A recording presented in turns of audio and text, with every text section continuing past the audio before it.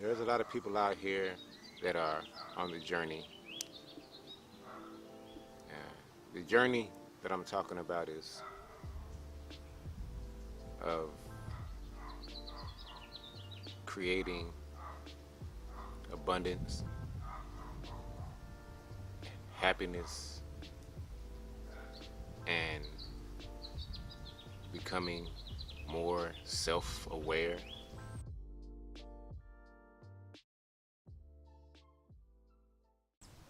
of who I am,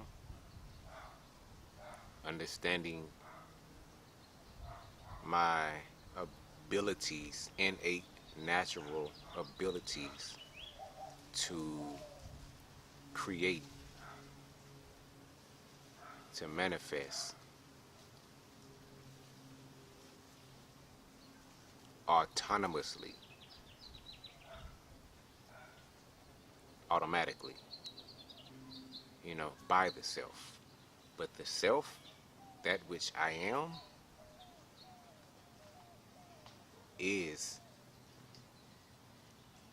that essence that creates, and it is who I am. It is what I am. It's what all people are. It's what all things are. Moving away from the current ways of the world, kind of like with Jesus, whether you want to believe fiction or non-fiction, I really don't care. I don't have any. I'm indifferent about the whole that whole thing. I just enjoy the actual words, just like I enjoy any good book. I am in this world, but I am not of this world. Meaning that the world operates in a certain way, a certain fashion, and it's a systematic fashion, and it's controlled. It sends out signals that keeps people operating in a certain fashion. That's the world that I'm talking about, that I'm not of. I've been like this for a really long time. Just I kind of understood it, you know.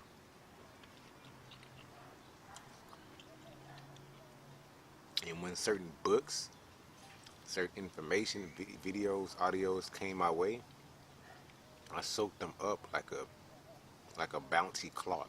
If I gave you key information, the majority of the people, 99% of the people, will pass it. They won't even value it. But this information is the information that is being used over and over by successful people, because the information is the laws of nature, right? The laws of finance, the laws of manifestation. And that's how any individual moves, especially in today's age, moves into that awakening of self, knowing who you are, by diving into this information that doesn't belong to anyone. It's just information that's being passed down in various forms throughout the generations, and it just happens to, it doesn't just happen to fall in my hand, but it's part of my DNA. It's kind of like the law of attraction. You ask for these things, and when you ask for these things to be great, to be successful, to have a greater understanding of self, you're open. Your mind is open to these things and searching for these things. Like Google, it's like you type it into Google, and it's searching and it's pulling up all this information. When you're doing a school assignment and you're searching for information, and you pull up this information, it shows up. You don't just look at it, all right? You open it up, you read it, taking all the information that's needed and required so that you can complete your assignment. My assignment is to have a greater understanding of self, of who I am. So, starting back in 2000 with a book called Conversation with God by Neil Donald Walsh, moving into quantum physics of Deepak Chopra, and books by Wayne Dyer, and so many, Dancing Wu Lee Master, and Think and Grow Rich, Alan Watts. This information has been running through me for over 20 years now. I kind of like kept it to myself because I really saw how detached this information was from the current world they were in, that people just aren't aware of it. And a few people are. They are successful, very successful people. And they're putting this in, and this information is put out there. But it's only the successful people that are privy to this information or have that privilege of this information. And it's only a privilege because they seek the information. We had a desire to become holistically healthy, and not even knowing what that was. Within a year later, we're vegans or plant-based. That came by calling on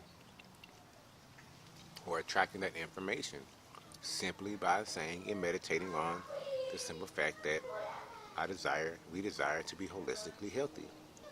Then the self automatically, it started bringing in information and bringing me tests, right? If I truly want this, then I have to watch these Dr. Sebi videos, because Dr. Sebi was brought to me, right, from the external world. It was brought inward, right? My eyes made contact I spoke out to someone saying, hey, this is how we're eating. If someone says, hey, you should go look up this brother, Dr. Sebi, did I stop there? It took me about a month and a half, right?